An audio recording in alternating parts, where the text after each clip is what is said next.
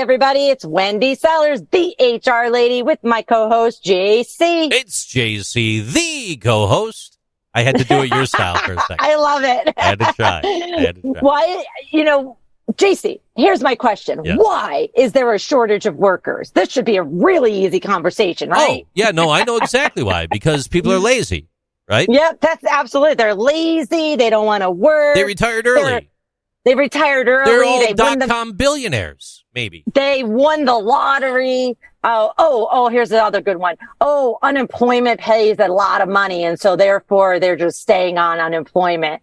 Ms. Wendy Sellers, the HR lady, there's got to be something to that. I mean, how many of those home improvement shows do you see where people are like, yeah, I want to rebuild this place, and I'm an artist, and she takes care of the Chinese calendar and emotional support? Like, jobs that don't matter, but they've got a $2 million budget. You know what I'm talking about. I mean, everybody's just doing it. All of this is the news. Even during the pandemic, when people were, unemployed and on unemployment because of safety reasons and because of laws, depending on what state you were, that you weren't allowed to work or go into work. A lot of it was just BS. It really was. It was just reasons to stir up more hate and more, distractions in the world. Because I can tell you, in the state of Florida, which is where I live, and I know our states, your state of New York and my state of Florida, handled things completely different during the, height of the COVID era. But even when we extended in most of the states temporarily the unemployment pay, it wasn't that they increased the pay. They may have increased it a little bit here or there, but in the state of Florida, they absolutely did not. It's one of the worst unemployment payments in the entire country. And it is embarrassing how little money you get when you're on unemployment in the state of Florida, even though your taxes have paid for it. So for anyone in most of the states that are saying, oh, people are lazy and they're collecting money somewhere else, you're absolutely wrong. We're going to tell you today what are the real reasons why there's a staffing shortage in the United States. And I just want to say a little caveat. Of course, there's always going to be some lazy people and figure out the loops, in the loopholes in the laws, but that's not the main reason why there is a shortage of staff in the United States, in the world, really. But I just really want to focus on the United States. Are you ready to jump in? Let's do it. Number one, demographic shifts. Guess what? There's a heck of a lot of baby boomers than there are other people. And guess what the baby boomers are doing? Not having more children. Well, some of them are actually raising their grandchildren, but that's a whole other podcast. But they're definitely not having more children. And most of them are not working. Or if the ones that are, they're on their way out the door. Don't take this as a reason to say, I don't want to care about baby boomers, because unfortunately, because of the loss of the 401k plans, if they even had one, many baby boomers are still working because they have to, or because they're living longer and they're bored and they want to. But there has been a major demographic shift that the oldest, biggest generation are mainly not in the workforce anymore. Younger generations are having fewer children, which means fewer young people are entering the labor force to replace these retirees. The population of the United States has been growing, but the largest generation has already retired or has recently retired. Among the 6 age groups, 0 to 4, 5 to 19, 20 to 34, 35 to 49, 50 to 64, and 65 and older, the 65-plus group grew the fastest, with its population increasing 38% between 2010 and 2021. The 0 to 4 age group experienced the greatest decline, dropping 6.7% between 2010 and 2021.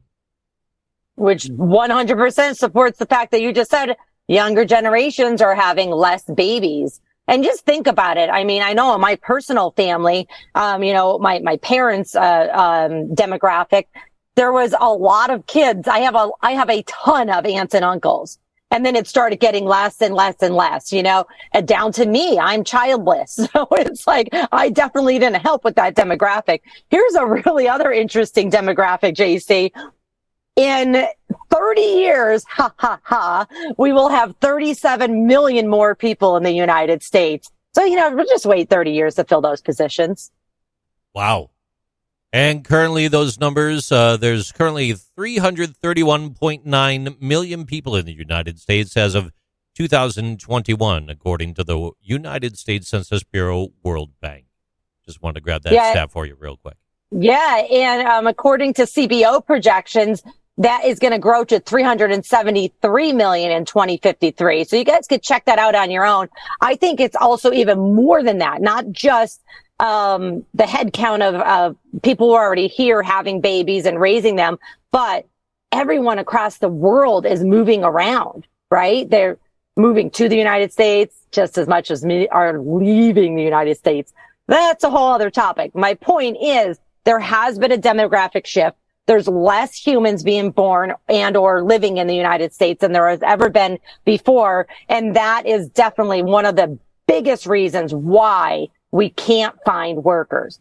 The second reason why we can't find workers is a topic that we talk about a lot on our show here is the COVID-19 pandemic.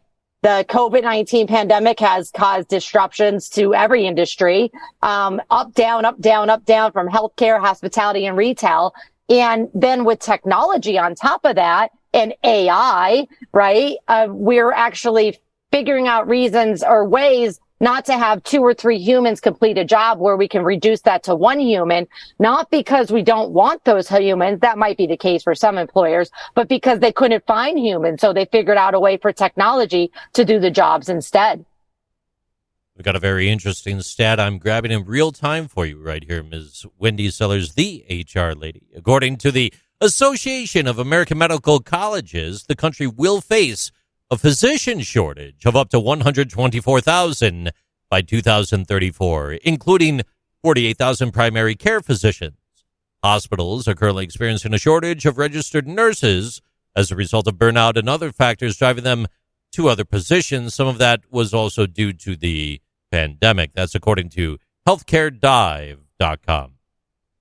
On top of that, regarding the healthcare workers specifically, it's such a litigious industry.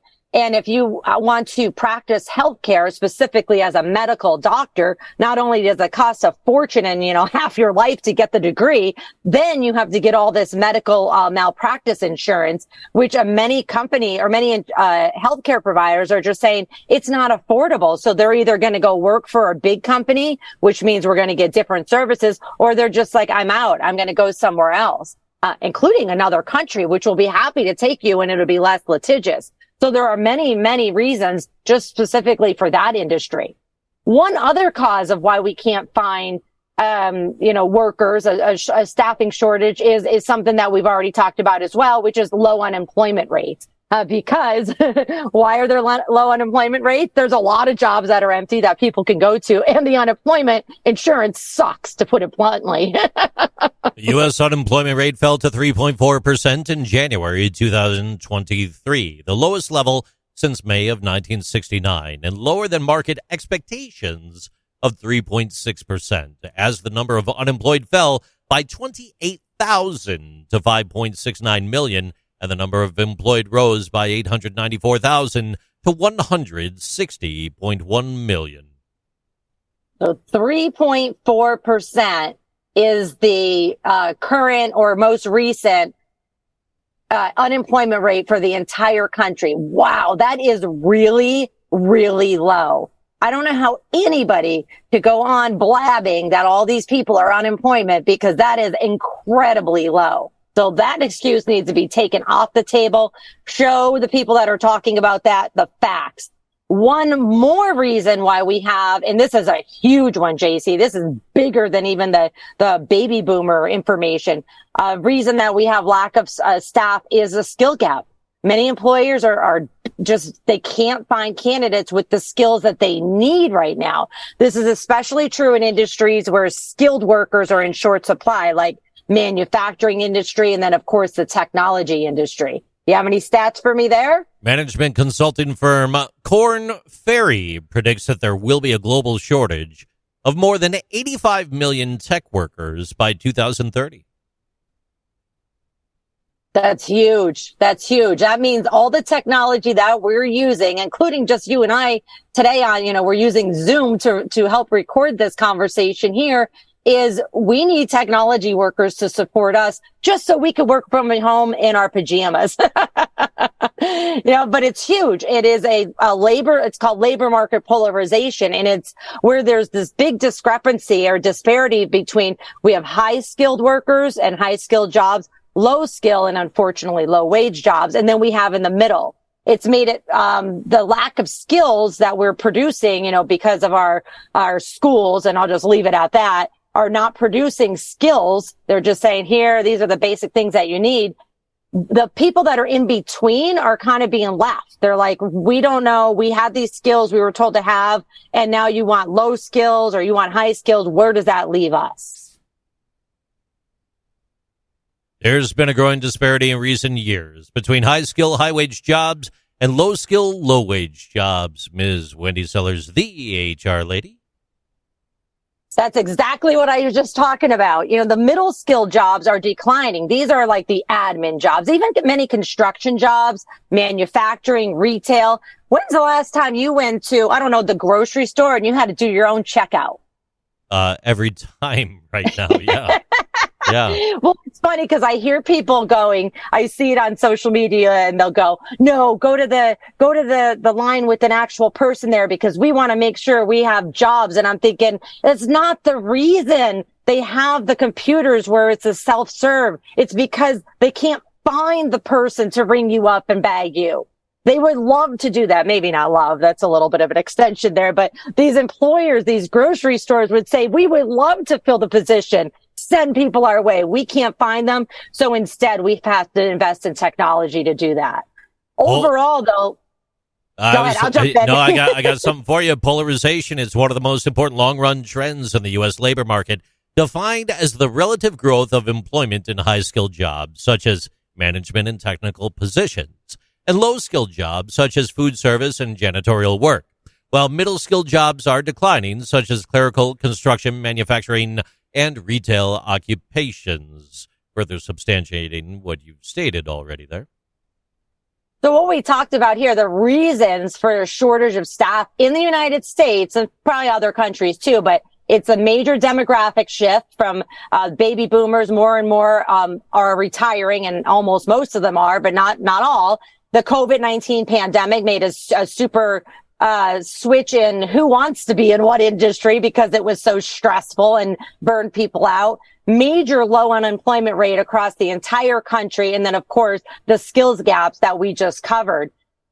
How do we deal with this? Guess what? You have to train your managers, but then you also have to train your employees. If you do not train your managers and your employees, somebody else will. That will be your competitor. They'll say, hey, we'll take your untrained worker because we have an awesome training program over here, and we'll take them and put them through it, and we'll keep them for the long term. Thanks for listening today to our discussion on the continued shortage of workers and your options to deal with it as a business.